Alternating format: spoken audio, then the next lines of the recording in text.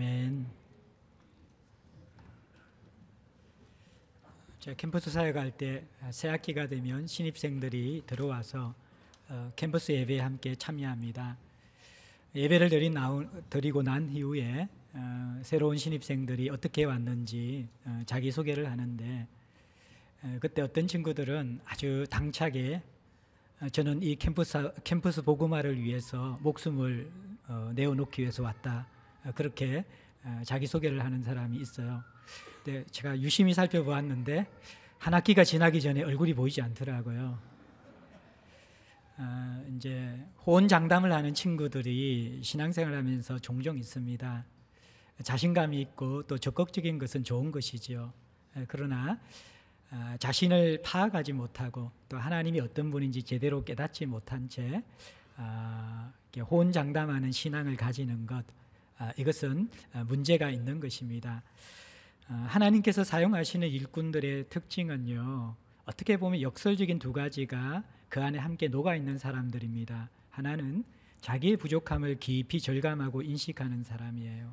하나님이 쓰시는 사람들은 자신감이나 호언장담하는 사람이 아니라 하나님께서 내게 맡겨진 이 하나님 나라의 거룩한 사역, 사람을 살리는 이 사역이 얼마나 엄청난 일이고 그것을 감당하기에 나는 준비되지 않고 부족한 자인지를 절감하는 것이죠. 그래서 우리가 성경을 볼 때 하나님이 부르신 대부분의 사람들은 자신의 부족함, 또 자신의 한계들을 인식하며 그 부르심을 두려워했습니다. 그런데 이 자기의 부족함만 가지는 것이 아니라 또 하나 거기에 덧붙여져야 되는 것은, 나는 부족하지만 나를 부르신 하나님은 능하시다. 그 하나님은 나를 붙들어서 나를 사랑하셔서 나를 통해 일하실 수 있는 분이다. 나는 마른 막대기와 같은 존재이지만 하나님은 전능하시기 때문에 나 같은 자조차도 주님의 손에 붙들릴 때 그분의 도구가 될 수 있다라는 나의 부족함과 하나님의 신실하심과 전능성이 함께 통합되게 될 때 우리는 주 앞에 쓰임받을 수 있는 일꾼이 될 수 있는 것이에요. 여러분들은 어때요? 또 우리 제자들 교인들은 또 어떤 모습입니까? 우리 성도들은 타 교회보다는 굉장히 신중합니다. 그래서 어떤 이제 동력자로 사역을 부탁드릴 때에 대부분 이렇게 사양을 하세요. 저는 부족합니다. 저는 못합니다. 저는 연약합니다. 어떻게 보면 한 가지 자질은 준비되어졌죠. 그죠? 부족함에 대한 자질. 그게 하나만 더 플러스 되면 되는데 그게 뭐냐 그러면 하나님은 하실 수 있습니다. 기도의 자리에 나아가서 나는 무능하지만 하나님이 나를 붙드시고 나를 세우시면 제가 주의 일을 감당할 수 있습니다. 이게 통합되면 참 좋은 일꾼이 되는 것이죠. 그래, 다음 주에 중직자 임직식이 있는데 임직자들뿐만 아니라 모든 교회에 몸을 세우는 저와 여러분들이 하나님 앞에 이 부족함을 절감하고 하나님의 전능성을 붙드는 신앙이 연결되어져야 하지요. 오늘 본문의 이 제자들은 3년 동안 예수님 앞에 공생의 사역 기간 동안 훈련받았잖아요. 가르침을 받았고 또 예수께서 행하시는 그 하나님 나라의 능력과 수많은 이적들을 눈앞에서 목도했고, 또 지금 우리가 사실은 육체적으로 볼 수 없는 예수 그리스도를 3년 동안 먹고 마시면서 그분을 이렇게 가까이에서 배웠던 친구들이거든요.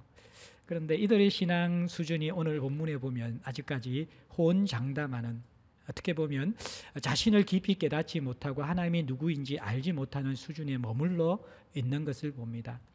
오늘 본문은 우리가 잘 아는 베드로와 제자들이 예수님을 부인하게 되는 내용을 우리가 보게 돼요. 예수님께서 예고하시거든요. 너희들이 나를 부인할 것이다. 그런데 베드로를 위시해서 제자들은 절대로 그런 일이 일어나지 않을 겁니다. 그렇게 호언장담하는 내용을 봅니다. 그래서 이들의 모습을 보면서 이러한 어떻게 보면 자신감이 있는 듯하지만 또 호언장담하는 그 신앙 속에 비어있는 것이 무엇인가, 빠져있는 것이 무엇인가, 어떠한 것이 이들의 신앙의 문제인가를 좀 돌이켜보면서 호언장담하며 실패한 이 제자들을 다시 회복시키고 일으키시는 예수 그리스도의 은혜, 그 손길들을 여러분과 함께 나누기를 원합니다. 오늘 본문의 배경은요, 26절은 제자들이 주의 만찬, 마지막 최후의 유월절 만찬을 다락방에서 행했고, 그 만찬을 마친 이후에 제자들과 함께 예수님께서 찬미하며 감난산으로 갔다라고 해서 마가복음을 볼 때에는 오늘 이 본문의 배경이 감남산 또는 겟세마네 동산으로 생각할 수 있죠. 마태와 마가는요, 예수님이 제자들이 자신을 부인할 것이다 라는 이 예고를 하시고 거기에 이어진 대화가 감남산 또는 겟세마네에서 일어났다, 그렇게 설명을 하고 있는데, 반면에 누가와 요한은 같은 병행 본문을 볼 때 이 내용을 주의 만찬을 행했던, 유월절 만찬을 행했던 다락방에서 있었던 것처럼 그렇게 기록하고 있어요. 아마 그 이유는 제가 생각할 때는 예수님께서 다락방 만찬에서 가룟 유다가 자신을 팔 것을 예언했잖아요. 그 예언과 이어지면서 아마 너희들이 나를 부인하고 배반할 것이다 라는 그 말씀도 하셨던 것 같아요. 그리고 그 이야기가 감남산으로 가는 길목에서 또 겟세마네 동산에까지 계속 이어지면서 연결되었기 때문에 어떤 복음서 저자는 이것이 다락방에 일어난 것처럼 이야기하고, 또 어떤 복음서 저자는 이것이 겟세마네 감남산에서 있었던 것처럼 이야기하는데, 쭉 이렇게 조금 긴 시간 동안 이어졌던 대화가 아닌가 설명할 수가 있습니다. 예수님께서 이제 이 제자들이 자신을 버릴 것이다 그렇게 이야기하시는데, 27절에 보세요. 너희가 다 나를 버리리라. 그런데 이는 기록된 바, 그러면서 구약 성경을 인용하여서 제자들이 예수를 버릴 것을 이야기합니다. 인용된 문구가 스가랴 13장 7절 말씀이거든요. 내가 목자를 치리니 양들이 흩어지리라. 이 인용구를 가지고 제자들이 예수님을 버릴 것을 이야기합니다. 참 어떻게 보면 이게 예수님의 사역이 꽝으로 드러나는 거잖아요. 그 예수님께서 3년 동안 혼신의 힘을 기울여서 먹고 마시고 어떻게 보면 모든 삶을 함께하면서 교육했던 제자들인데, 마지막 순간에 이 제자들이 예수님을 버리게 되는 것입니다. 어떻게 효율적으로 볼 때, 인간적인 관점에서 볼 때 예수님의 제자 교육은 낙제에 가까울 정도로, 사실은 자신의 스승을 버린다라는 것은 이것은 마이너스죠, 그죠? 어떻게 보면 뭐 실망 정도가 아니라 엄청난 이렇게 문제가 있는 결과를 도출합니다. 제자들이 왜 예수님을 버릴까요? 대략 한 3가지 정도 이유를 설명할 수 있는데, 첫 번째는 오늘 본문처럼 성경적 배경인 성경의 예언이 이루어지는 것이죠. 구약 스가랴서의 예언이 이루어지는 것처럼 말씀이 이루어지는 그것이 성경적 배경이고요. 두 번째, 상황적인 배경은 왜 버렸을까요? 자신이 살기 위해서였겠죠. 우리가 이제 뒷본문을 보게 되어질 때 예수님은 결국에는 정치 재판에 의해서 십자가 처형이라는 사형수로 넘겨집니다. 그런데 이 정치 사형수인 예수 그리스도의 신복이었던 제자들 역시 만약에 그 근처에 있을 때 예수께서 받으셨던 그 법적인 형벌에서 자유로울 수 없었을 것이겠죠. 그래서 그 예수께서 재판받으시고 십자가 처형에 넘겨지시는 장면을 본 제자들에게 상황적으로 두려움이 찾아왔습니다. 죽음의 두려움과 공포심이 그들에게 밀려오자 3년 동안 예수께서 베푸셨고 그들이 배웠던 것들은 하나도 생각나지 않고 유일하게 그들이 지금 붙잡고 있는 것은 내가 살아야 되겠다, 내가 살아야 되겠다라는 그 마음 때문에 예수를 버리게 되는 것입니다. 그리고 또 하나 숨어있는 중요한 이유가 있는데, 그것은 오늘 버리리라라는 그 단어를 원어적으로 어떻게 사용하는가, 그것을 우리가 살펴볼 때 또 깨달을 수가 있어요. 이 버리리라라는 단어는요, 장애물에 걸려 넘어진다라는 단어입니다. 버리리라 단어. 그러니까 스스로 그냥 자기가 의도를 가지고 버렸다라는 그 개념의 단어가 아니라 이들이 어떤 장애물에 걸려서 어쩔 수 없이 넘어져서 쏟아버렸다, 버릴 수밖에 없었다라는 그러한 뉘앙스를 주는 단어라는 거예요. 그러면 이들에게 장애물이 된 것이 누구입니까? 바로 예수 그리스도인 것이죠. 결국 제자들이 예수를 버린 이유를 복음서 저자는 단어를 통하여서 예수가 그들에게 걸림돌이 되었기 때문에 버렸다라고 그렇게 표현하고 있습니다. 예수를 디딤돌로 생각했는데, 내 삶의 디딤돌로 생각했는데 어느 순간 보니까 예수께서 내 인생의 걸림돌인 거예요. 장애물이 되어져 버린 거예요. 그러니까 당황하면서 이 제자들은 예수를 놓아버렸고 버렸다, 그렇게 성경이 이야기합니다. 계속해서 제가 마가복음을 통해서 이야기한 것처럼 예수님께서는 끊임없이 나는 너희들이 기대하는 다윗 메시아, 정치적, 군사적, 사회적 메시아가 아니다. 나는 죽으러 온 인자이다. 십자가에서 나는 낮아져서 내 자신을 대속물로 주기 위해서, 희생주물로 주기 위해서 왔다라고 끊임없이 말씀을 하셨죠. 그런데도 이 제자들은 그 예수의 메시지에 귀담아 듣지 않았던 것이죠. 자기가 듣고 싶은 것만 들었어요. 다 스크린한 것이죠. 예수님이 죽는다, 예수님이 돌아가신다라는 말은 그들에게 있어서 부담스럽고 거북하고 자신들에게 아무런 도움이 되지 않는 그런 이야기였어요. 그들이 붙잡고 싶은 것은 지금까지 예수께서 하셨던 것처럼 권세 있는 가르침을 통하여서 군중들에게 영향력을 미치고 또 기적을 일으키고 병전자를 고치심을 통하여서 수많은 사람들이 예수께 몰려들도록 하고, 그 강력한 힘을 얻은 예수 그리스도께서 이제는 군사적 리더십을 발휘하여서 천군천사 동원해서 로마의 속국에서 이스라엘을 구원해내고, 그 다윗 시대에 일어났던 그 영광스러운 이스라엘의 회복이 일어날 때 예수님이 왕이 되시고 자신들은 그 왕과 함께하는 영광을 함께 나누는 신하가 될 것들, 그 꿈에 부풀어 있어서 거기에 연관된 메시지들을 붙잡고 있었죠. 그래서 지지난 본문의 주의 만찬에서 다루었지만 그 만찬 전에 제자들은 누가 높으냐 그렇게 싸움박질하고 있었던 그 장면이 그들의 모습이었습니다. 그래서 이들이 생각했던 예수 그리스도는 인생에 성공을 줘야 되는 분이에요. 건강을 줘야 되는 분이에요. 내가 원하는 것을 이루어줘야 되는 분이에요. 디딤돌이 돼야 되는 것이죠. 그런데 어느 순간 예수가 내 앞에 걸림돌로 떡 서 있는 거예요. 예수를 따르려니까 생명이 위험한 것입니다. 예수를 따르려니까 가족들에게 위기가 처해지는 것입니다. 예수를 따르려니까 지금까지 내가 가지고 있던 그 모든 것들이 없어지는 그런 어려움이 있게 되는 것이죠. 사랑하는 성도 여러분들, 여러분들도 신앙생활하면서 이러한 분명한 신앙의 위기에 봉착하게 될 것입니다. 디딤돌로 예수님을 생각했는데 예수님이 내 삶을 도와야 되는데 자꾸 내가 예수님을 돕는 것처럼 신앙생활을 하는 느낌이 들 때가 있죠. 그래서 예수님이 내 인생의 걸림돌이에요. 내 돈도 빼앗아가고 내 건강도 빼앗아가고 내 시간도 빼앗아가고 내 에너지도 빼앗아가고, 그런데 가만히 보니까 예수님은 내게 별로 해주는 게 없어. 기도에도 응답도 없고 예수께서 내 인생에 채워주는 것이 별로 없는 것이에요. 왜 신앙생활을 하는데 예수님은 양으로 생명을 얻고 더 풍성케 하려고 하신다고 말씀하셨는데 내 인생에는 예수님이 디딤돌이 아니라 걸림돌인 것인가? 예수 믿기 왜 이렇게 귀찮고 힘들고 피곤하고, 믿었는데 무기력하고, 믿었는데 열매가 없고, 믿었는데 하나님의 축복이 임하지 않고, 믿었는데 건강하지 않고, 믿었는데 자식은 그 모양이고, 믿었는데 남편은 여전히 별 변화가 없고, 일단 이러한 상황 속에서 우리가 낙심할 때가 있는 것이죠. 제자들은 기적을 행하시는 예수님, 강력하게 말씀을 선포하시는 예수님, 그 예수님을 원했는데 배반할 수밖에 없는 예수님은 무력한 예수님, 무능력한 예수님, 로마 군병에게 처절하게 잡혀가면서 자기 자신도 보호하지 못하는 그 예수님, 그것은 자기들이 따르기 원했던 예수님이 아니라는 거예요. 자신도 보호하지 못하는 예수님을 따라서 무엇하겠어요?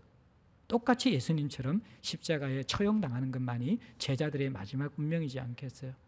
그래서 어느 순간 이 제자들에게 예수님이 디딤돌이 아니라 걸림돌이 된 것이죠. 그래서 버려버리는 것입니다. 제자들이 경험한 것은 우리가 신앙생활하면서 경험할 수 있습니다. 물론 신앙의 마지막은요, 합력하여 선이 이루어지고 우리는 분명히 복음을 붙잡고 가다 보면 생명을 얻고 더욱 풍성히 얻는 자리에 머물게 될 것입니다. 그러나 마지막 종착지인 하나님 나라의 부유함에 들어가고 그것을 누리기 위해서 때로는 이 제자들이 경험했던 예수님이 디딤돌이 아니라 걸림돌처럼 엮여지는, 내 인생이 가나안의 그 풍요함이 아니라 광야의 핍절함이라는 그런 느낌들, 예수를 따르지만 내게 생명보다는 무력함이 있고 성공보다는 실패가 있고 형통보다는 계속해서 가시와 질구와 같은 인생이 있다라는 것을 여러분들이 경험하게 될 것입니다. 사실은 이것을 통하여서 예수께서 다루시는 것들은, 예수께서는 본래는 디딤돌인데 내가 예수에 대한 인식이 왜곡되어 있기 때문에 예수를 걸림돌로 생각하고 있는 것입니다. 걸림돌은 예수가 아니라 내 안에 있는 것이거든요. 예수님께서 끊임없이 메시지를 통하여서 의인은 고난을 받고 성도는 자기 부인을 통해서 자기 십자가를 통해서 하나님 나라에 들어간다라고 말씀하셨어요. 그 과정들, 그 광야와 같은 과정들, 예수님이 걸림돌처럼 느껴지는 내 삶에 아무런 도움이 되지 않는 삶의 경험들을 거쳐가면서 우리가 예수 앞에 붙어 있고 섬기고 그분을 따르게 되면서 우리도 알지 못하는 사이에 예수의 형상을 닮아가고 그분께서 우리의 인생을 조정하셔서 우리의 인생에 주시고자 하시는 본질적인 생명, 하늘의 축복을 우리 가운데 부어주시는 것이죠. 가정 속에서는 우리가 충분히 이 걸림돌이신 예수를 만나고 우리의 삶의 깨어짐을 경험하고 무너짐을 경험하고 혼란함들을 경험하고 앞길이 막혀있는 어두운 터널을 경험할 수 있다라는 것입니다. 근데 실제적으로 그것은 예수가 걸림돌이 아니라 예수께서 내 안의 걸림돌을 제거하셔서 진정한 하나님 나라를 주시기 위한 과정인 것이죠. 근데 우리의 눈이 열리지 않을 때는 예수가 걸림돌인 거예요. 내가 걸림돌일 이유가 없는 것이죠.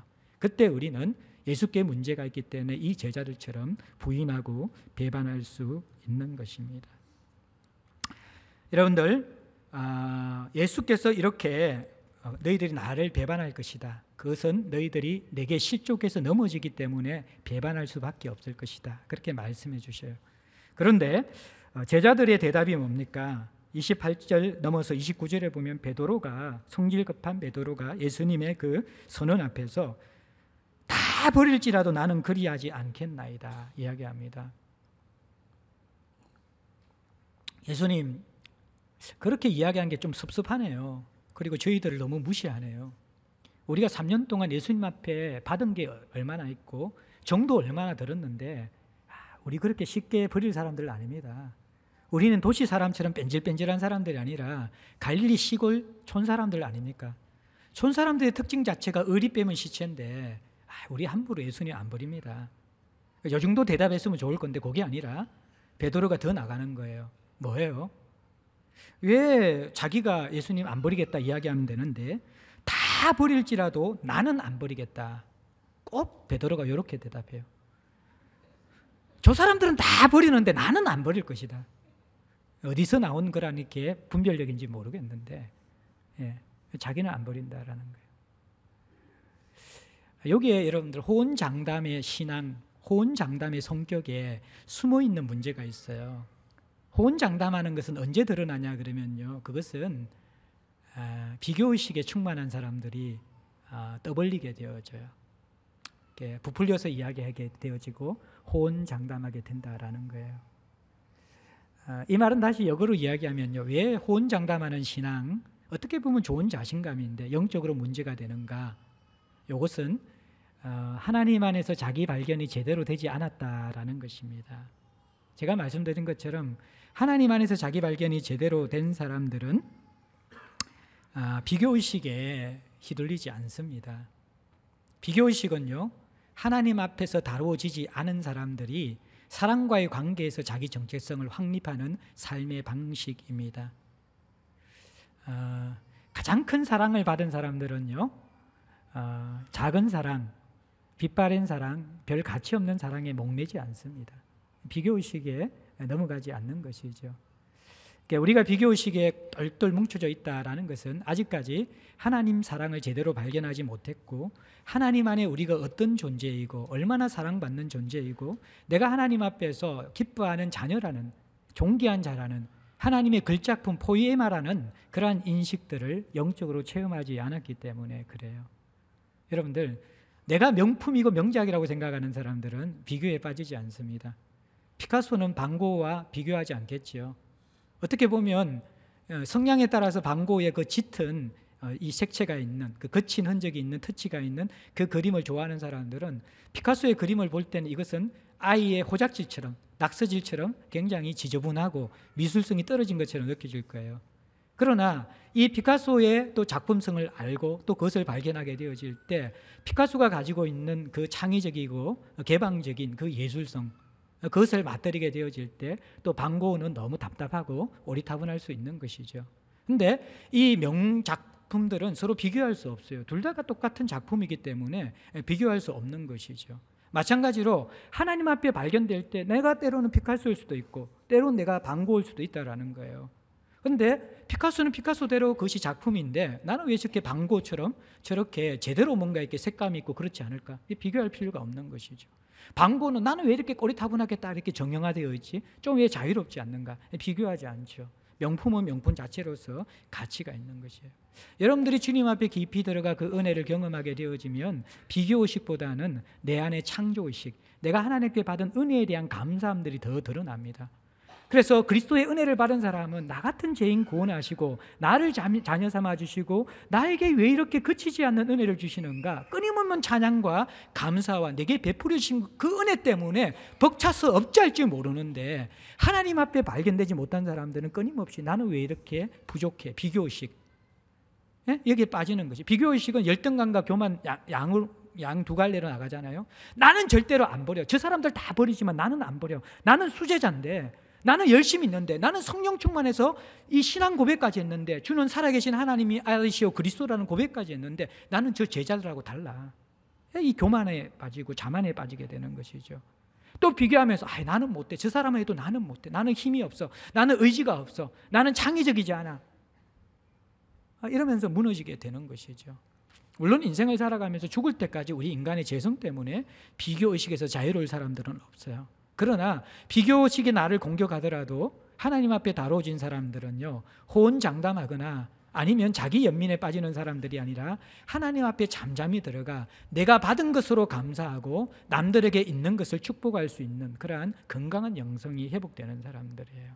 호언장담의 이 속에서는 뭐예요? 비교의식과 이 자기 사람들에게 인정받고 싶은 그런 어떻게 보면 갈구하는 욕망들이 그 속에 깊이 있는 것이죠. 채워지지 않는 인정에 대한 욕구들, 비교의식들, 이것이 여러분들 호언장담으로 드러나게 되는 것입니다.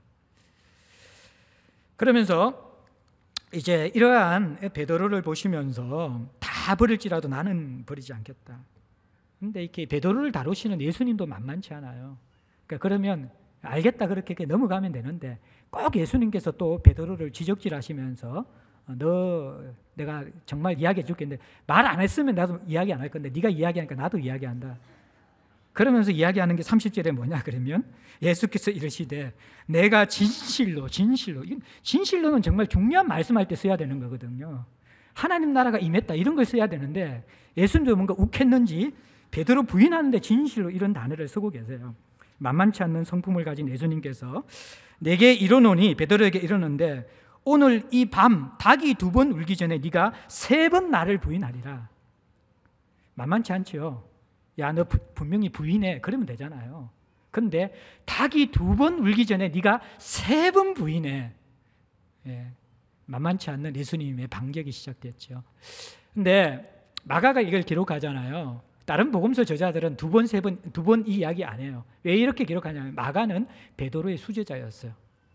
베드로가 예수 그리스도의 은혜 가운데 회복되고 나서 자신의 이 과거의 실수들, 그죠? 그 철없을 때 그 신앙을 다 표현하는 거예요. 그러니까 여러분들 우리가 하나님의 은혜 속에 들어가면요, 과거의 실수들이 간증거리가 되어져요. 근데 하나님의 은혜 안에 안 들어가면요, 과거의 실수들이 다 자신의 이 후회와 수치스러움이 되는 거죠. 고백을 못해요.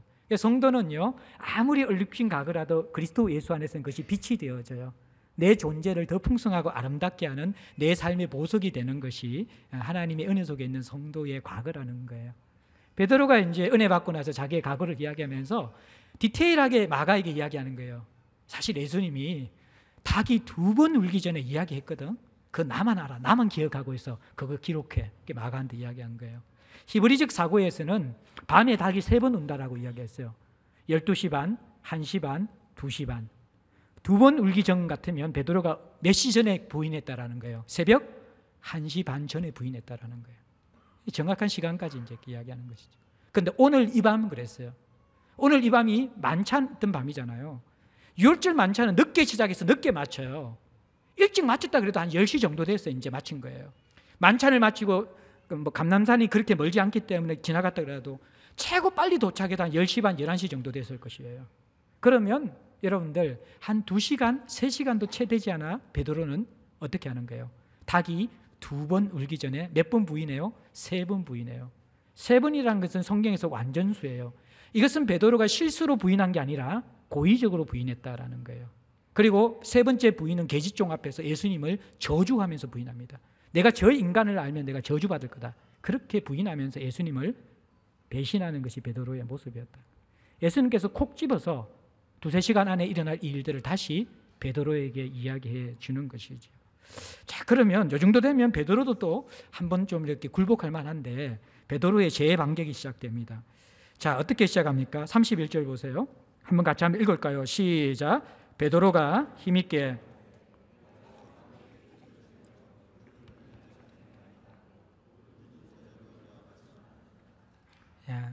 자, 여기에서 베드로가 어떻게 말했다고요?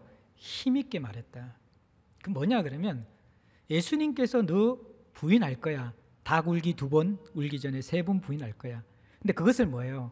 이 베드로의 이 다혈질적인 장형의 기질로 짓눌러 버리는 거예요. 힘있게 꽉 눌러서 절대로 아니라고, 이를 물면서 절대로 아니라고 예수님 앞에서 이렇게 하는 거예요.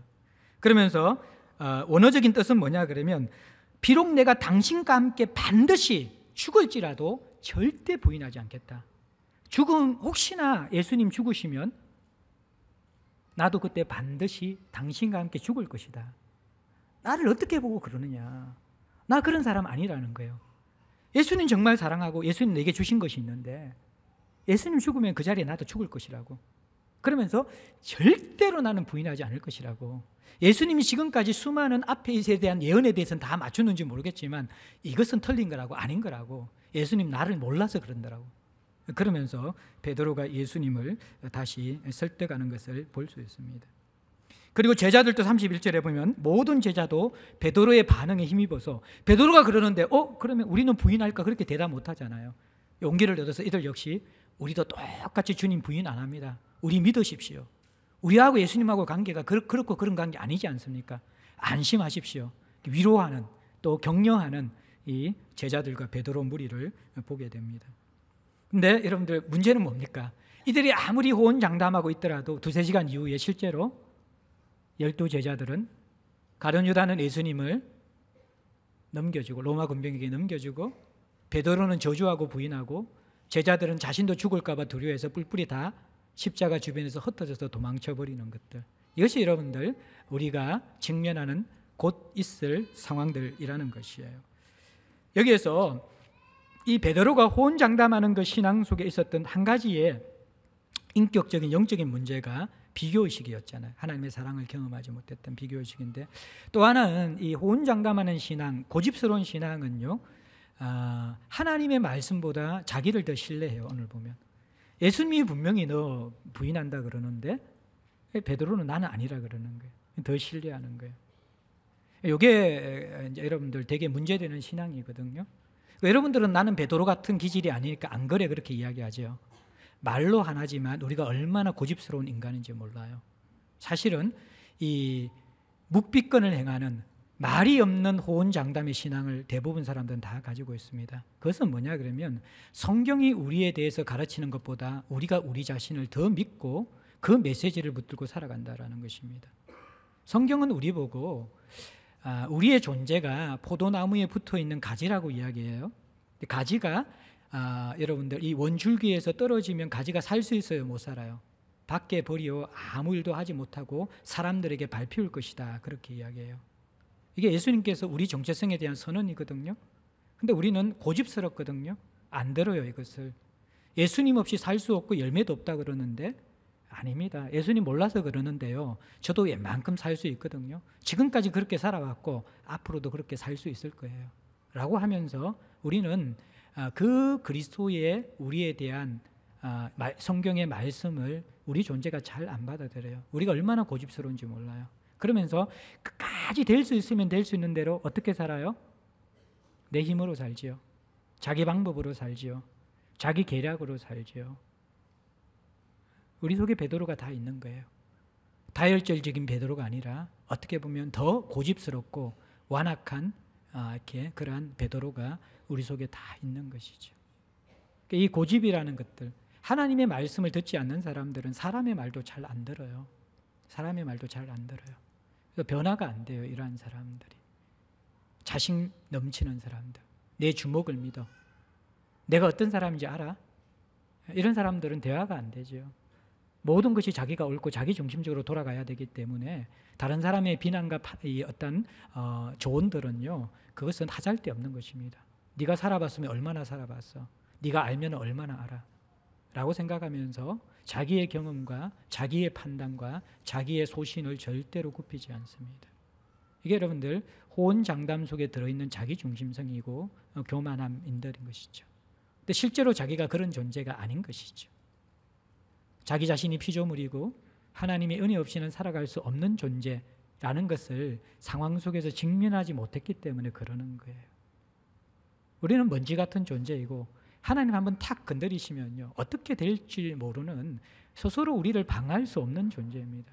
절대라는 단어는, 반드시라는 단어는 창조주이신 하나님에게만 붙일 수 있는 단어예요. 여러분들, 피조물인 우리들이 그런 단어 자주 사용하면 안 돼요. 저도 조심하는 것이 설교를 자극적으로 하지 않으려고 노력해요. 그러니까 너무 이게 뭐예요? 우리가 어떤 이 사람들에게 영향을 주기 위해서 극단적인 표현, 자극적인 것은 좋은 것이 아닙니다. 그건 역시 어떤 의미에서는 우리의 어떠한 이렇게 병든 모습들이 스며들어 있는 것이거든.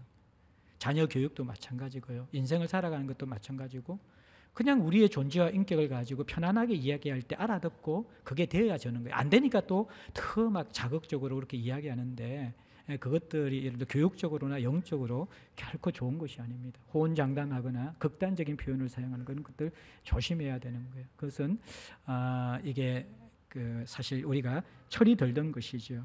절대라는 단어, 반드시라는 단어는 우리에게는 사용할 수 없는 거예요. 예? 우리는 언제든지 이 제자들처럼 예수님 앞에 또 걸려 넘을 수 있는 자들이고 또 무너질 수 있는 자들이다. 이러한 사실들을 여러분들이 생각해야 됩니다.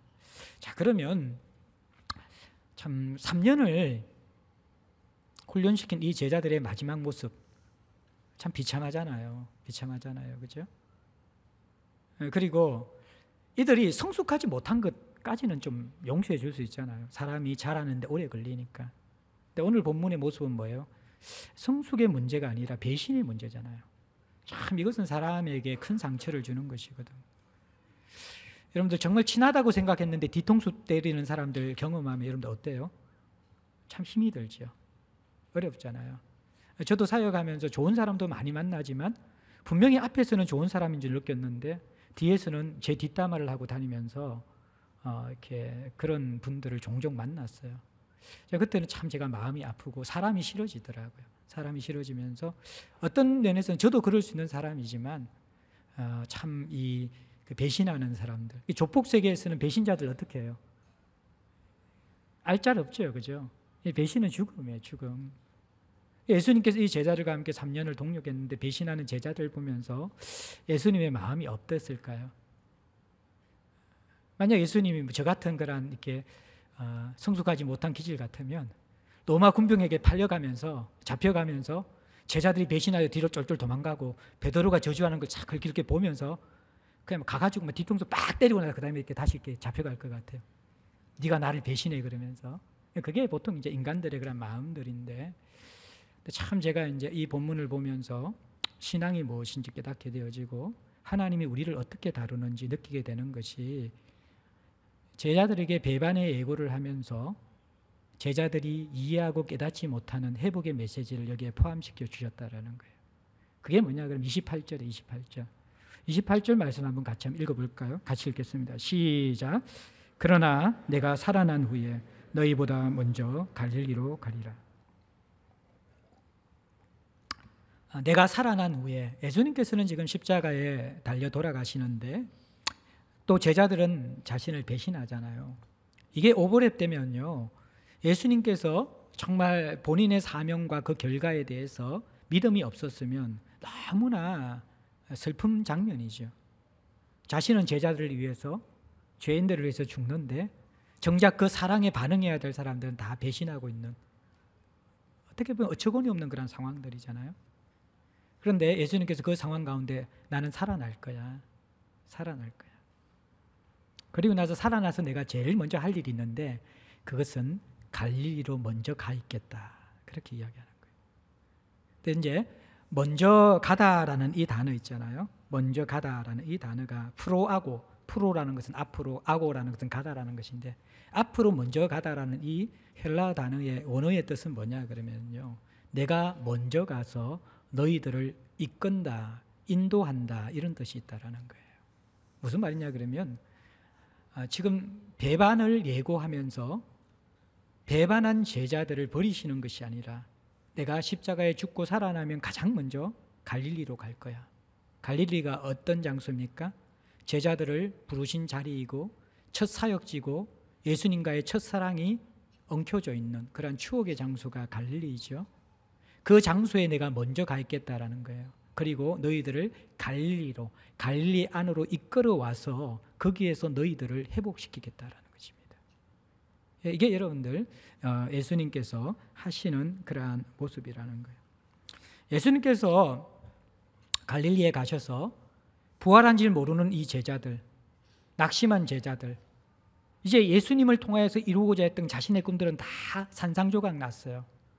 그래서 그들은 처참한 비참한 마음을 가지고 고향 땅에 돌아와서 다시 물고기 낚으러 디베랴 바닷가, 갈릴리 바다에서 고기를 잡고 있거든요. 근데 베드로가 밤새 고기를 잡았는데 한 마리도 잡지 못했어요. 근데 예수님께서 이제 부활한 몸으로 가가지고 베드로에게 야, 저 배 오른편에 그물을 던져봐. 그때 이 베드로가 예수님인지 알지 못하고 그냥 그물을 던졌는데 잡아 올렸는데 고기가 찢어지게 잡혔는데 해 아래 보니까 고기 숫자가 153마리였다. 153이 여러분들 옛날에 모나미 볼펜 있잖아요. 153 있잖아요. 그죠? 그게 거기에서 유래된 거예요. 하나님의 은혜 153. 그러니까 153에 이게 153마리 고기를 잡고 그때야 이제 베드로가 예수님인 줄 알고 물에 첨벙 뛰어다서 죄인이다 그러면서 하죠. 그러나서 이제 예수님께서 조반을 준비해요. 동틀 때쯤이 되어지자 제자들이 부인했을 때가 그죠? 그러나서 동이 트잖아요. 동틀 때쯤 돼가지고 숯불을 피워가지고 너희들이 갓 잡은 생선을 가져오라. 그러면서 그 떡과 생선을 구워가지고 제자들에게 주는데 그때 제자들이 비로소 예수신 줄 알고 아무 말도 하지 않고 그 떡을 먹어요. 그리고 생선을 먹어요. 그래서 예수님께서 이제 베드로에게 다 먹이고 난 다음에 네가 나를 사랑하느냐 이렇게 3번 물으시는 것이죠. 그러니까 주께서 아십니다. 그러니까 내 양을 먹이라. 그러면서 이 사랑의 관계, 사역의 관계, 회복의 관계로 부르셔서 제자들과 또 베드로를 회복하시는 예수님의 모습이 있는 거죠. 바로 그것을 지금 예언하는 본문이 28절의 예언이라는 것입니다. 호언장담의 신앙은 결코 끝까지 가지 못합니다. 자기 힘을 의지하는 신앙이기 때문에 그렇습니다. 예수님을, 하나님을 인격적으로 깊이 만나지 못한 사람들은 호언장담하는 비교의식에 사로잡히는, 그리고 자기의 힘과 의지만 붙들고 믿을 수밖에 없는, 그러면서 어떻게 보면 하나님의 말씀에 잘 굴복도 되지 않고 다른 사람의 조언도 잘 듣지 못하는 이 굳어진 목, 굳어진 마음을 가지고 신앙생활을 할 수밖에 없어요. 이러한 자를 하나님께서 버리시는 것이 아니라 갈릴리 안으로 부르시는 거예요. 그래서 그들을 회복시키는 장면인데요. 그게 뭡니까? 신앙은 너희들의 어떠함 때문에 하는 것이 아니라 나의 어떠함을 경험해야 신앙생활을 할 수 있어 가르쳐 주는 거예요. 무속신앙은 믿음의 대상보다는요, 믿음의 대상을 추구하는 구도자의 행위가 더 중요해요. 그래서 여러분들, 이 무속신앙의 구도자들은 여러분들 한겨울에도 찬물에 어떻게 해요? 목욕하고 정화수 떠나놓고 빌어야 되잖아요. 또 오래 빌어야 돼요. 그리고 또 물질, 헌금도 많이 해야 돼요. 자기 지극정성이 들어간 만큼 신이 감동해서 결과물을 만들어진다고 생각하는 것이 무속신앙이에요. 근데 이 기독교인들도 무속신앙적인 믿음을 가진 사람들이 있거든요. 그건 뭐냐 그러면 내가 어떠함에 따라서 하나님이 결과물을 만들어 주신다라고 생각하는 사람들이에요. 이게 자기 의지, 자기 의가 강한 사람들인 것이죠. 근데 기독교 신앙은 그게 아니에요. 무속신앙은 믿음의 대상보다 믿는 자의 어떠한 열심, 정결함, 의지, 헌신이 중요한데, 물론 기독교도 하나님과의 인격적인 관계이기 때문에 우리 편에 아무런 책임이 없는 것이 아니에요. 그러나 기독교에서는 훨씬 더 우선적이고 중요한 것은 나의 어떠함이 아니라 하나님의 어떠함이라는 거예요. 하나님의 어떠함을 알아야지 나의 어떠함을 알게 되어지고, 나의 어떠함을 제대로 알아야지 하나님의 어떠함을 알게 되어지고, 거기에서 신앙이 시작되고 일어나는 것, 이게 여러분들 기독교의 설명이라는 거예요. 그러니까 여러분들이 나의 어떠함을 제대로 알지 못하고 하나님의 어떠함을 제대로 알지 못하면 신앙을 제대로 하는 게 아니에요. 그런 사람들은 내 힘 의지하는 오늘 본문에 나오는 호언장담 신앙, 그리고 자기 고집 신앙, 이걸로 살아갈 수밖에 없는 것이죠. 거기에서는 열매도 없고 생명도 없고 풍성함도 없고 나중에 비참해지는 거예요. 비참해지는 거예요. 무력함을 느끼게 되는 것이죠. 저는 참 이제 목사 된 게 참 감사한 것이 하나님께 제게 말씀을 주셨다라는 거예요.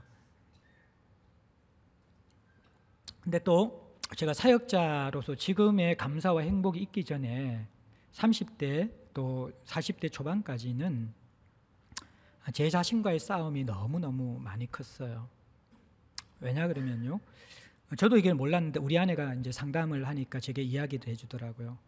상담하는 사람보다도 목회자가 훨씬 더 힘든 것 같다고.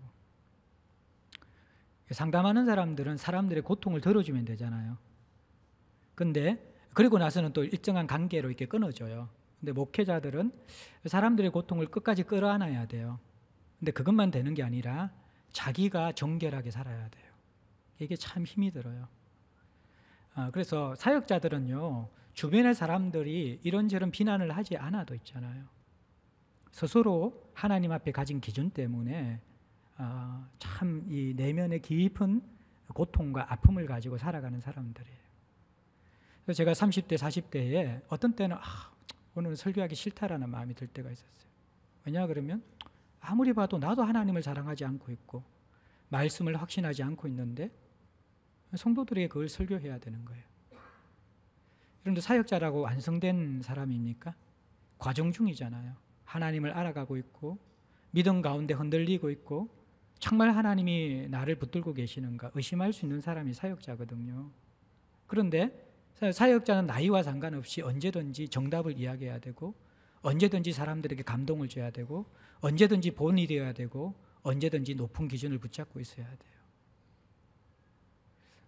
제가 만약에 결혼하지 않았다 그러면 저는 사역의 길을 포기했을 수도 있을 것 같아요. 그 안에 내면의 고통과 갈등들이 너무 심했기 때문에.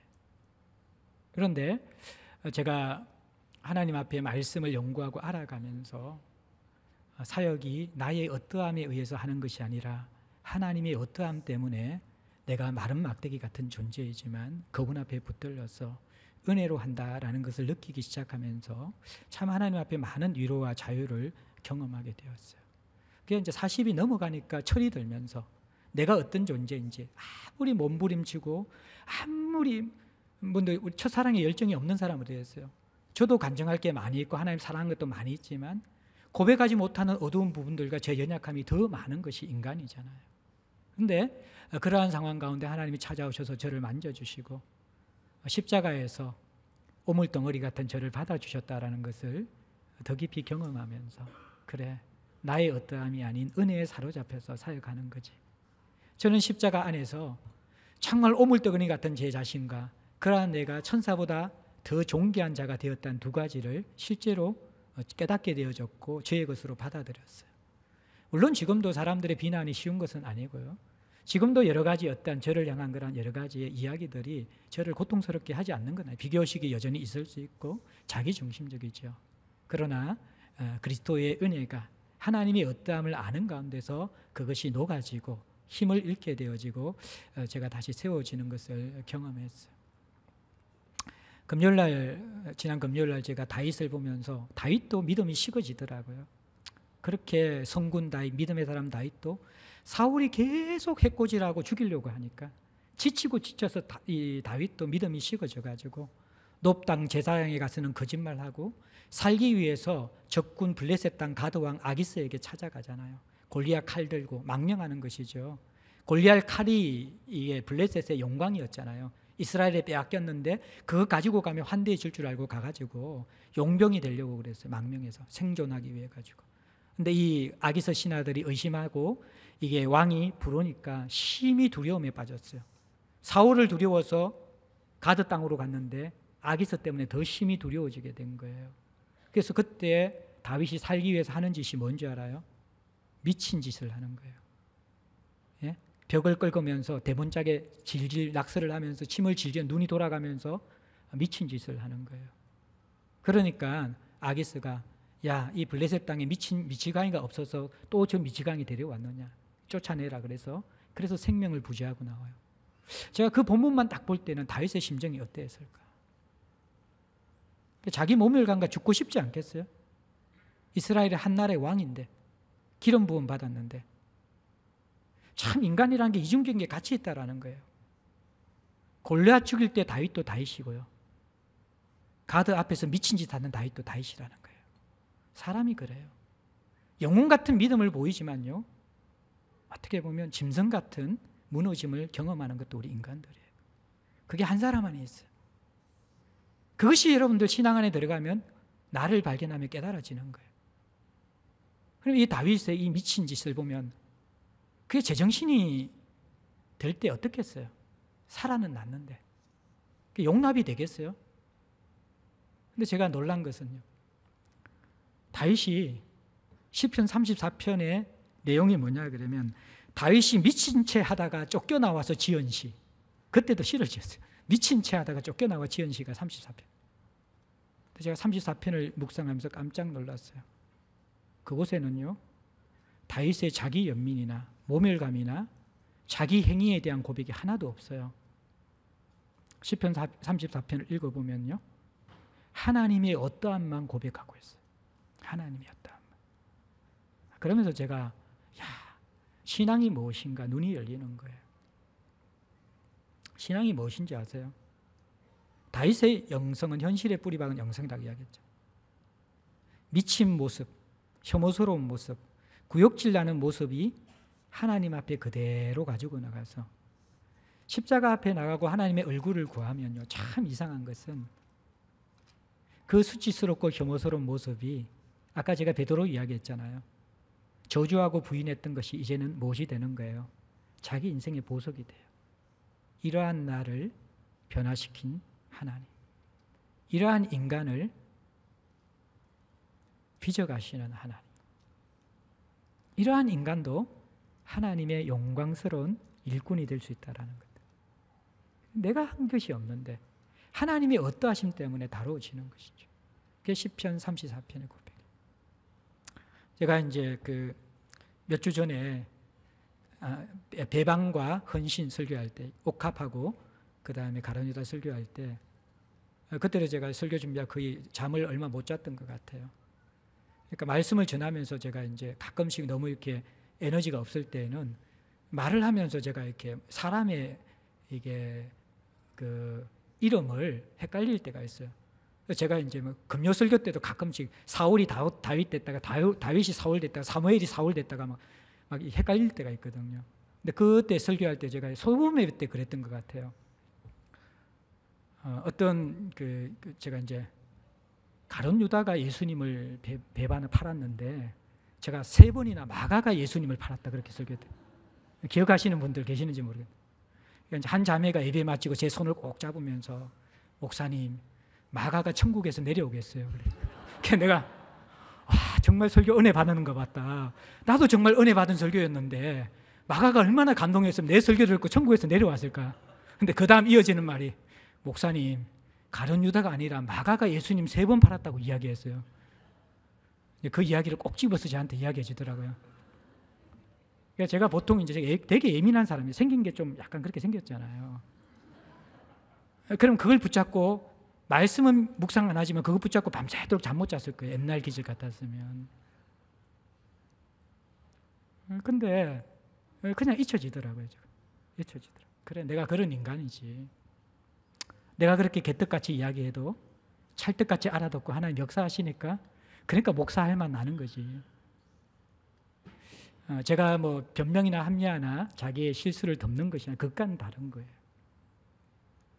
우리의 연약함과 어떠함이 하나님을 경험할 때 자유함이 된다. 사람의 실수는요, 사랑과 자유함 속에서 바뀌어지는 것이지 두려움과 경직됨 속에서 바뀌어지는 게 아니에요. 하나님 우리를 그렇게 다루시는 거예요. 호언장담의 신앙은요, 아직까지 하나님 앞에 깊이 존재가 안 다루어진 거예요. 그죠? 그래서 여러분들이 자기 부족함이 뭔지 알아야 돼요. 그죠? 하나님이 은혜 가운데 나와서 그래서 한번 무너져 봐야 돼요. 나도 별 것 없구나. 나도 아무것도 아니구나. 예? 그렇게 한번 제발 좀 실패 좀 하세요, 여러분들. 호언장담했다가 제발 좀 무너져 보고. 좀 인간미가 있어야 돼요, 여러분들. 깨트려져 보고. 예? 그러면서 여러분들을 갈릴리로 초대하시는 예수님 만나야 돼요. 죄인된 자리에서 주님을 경험하고 허물과 실수투성이에서 나를 존귀하다고 하시는 그 음성이 들리는 것, 이게 무속신앙과 다른 기독교의 은혜라는 거예요. 예? 무속신앙은 뭐예요? 내가 한 만큼 갚아주고 돌려주는 거예요. 우리 하나님 그런 하나님 아니거든요. 많은 사람들이 자기 안에 갇혀서 자기 중심적인 신앙생활을 해요.